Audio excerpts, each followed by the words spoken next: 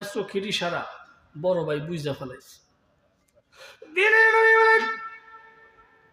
কুস্তি শুরু করে দাও। কুস্তি শুরু হয়ে গেল। কুস্তি শুরু হয়ে গেল। এক পর্যায়ে ছোট ভাই বড় ভাইকে একটা ধাক্কা মারছে।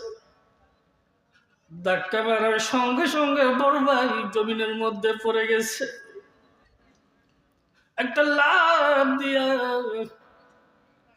ছোট ভাই বড় ভাইয়ের বুকের মধ্যে চাপ দিয়ে বসে নবীজির চেহারা মুবারকের দিকে তাকাইয়া ডাক দিয়ে বলে, নবী গো, দেখলেন কত তাড়াতাড়ি আমার বড় ভাইকে জমিনের মধ্যে ফেলে দিল। দিনের নবী বলেন, রে নাফিস, যা যাও, তোদের দুই ভাইকে বদরের ময়দানে যাওয়ার জন্য পারমিশন দিয়ে দিলাম। বড় ভাই খুশি, ছোট ভাইও খুশি। এরা ছোট্ট মানুষ, আবু জাহেলকে চিনে না।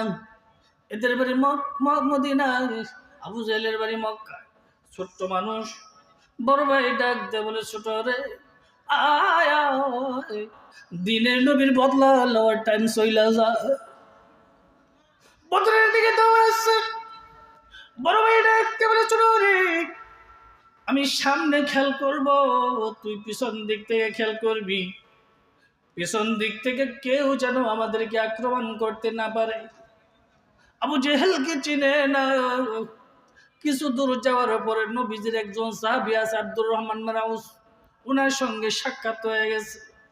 বড় ভাই ডাকতে বলে, কে গোচাছ, দেখাইয়া দেন, দেখাইয়া দেন, বেঈমান আবু জেহেলকে একটু দেখাইয়া দেন। আব্দুর রহমান বিন আউস ডাক দিয়ে বলে, তোমরা ছোট্ট মানুষ, আবু জেহেলকে দিয়ে কি করবা?